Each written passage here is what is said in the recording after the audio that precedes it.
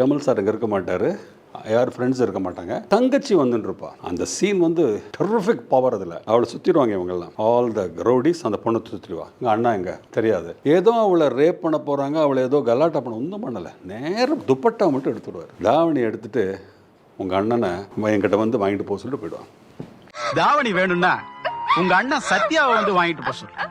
புறம்பு claps அந்த சீனில் தியேட்டரில். இது இப்போ ஹீரோவுக்கு வந்து ஒரு இது ப்ரெஷர் கொடுக்கறது இல்லையா அடுத்த லெவலுக்கு. அவர் வீட்டுக்கு வந்து பார்த்தா தங்கச்சி அப்பா அம்மா மடியில் படுத்து அழுதுன்னு இருப்பா. ஒரு உள்ள வருவார், என்னாச்சு, அப்பா திட்டுவா, அம்மாவும் திட்டுவா, டேய் உன்னால மானம் போச்சுடா இது போச்சு. அவளுக்கானா இவனுக்கு பயம், ஏதோ ரேப் பண்ணிட்டாங்களா, இல்லை இல்லை அது பண்ணலை அவ்வளோதான் அப்படின்னு சொல்லி கோவத்தில் அப்பா வந்து, டேய் நீ ஒன்றும் வேலையை வந்து பண்ணுறதுல ஒரு ஹெல்ப் இல்லை, இதெல்லாம் எங்களை பார்த்துக்கடா, இப்படி ஒரு மானம் போகிறதுனா சொல்லி அப்பா சொன்ன உடனே பொங்கி எதுன்னு அந்த பட்டன் கட்டிருப்பார். உள்ளே வந்தானே அப்படி பட்டன் போட ஆரம்பிட்டானே.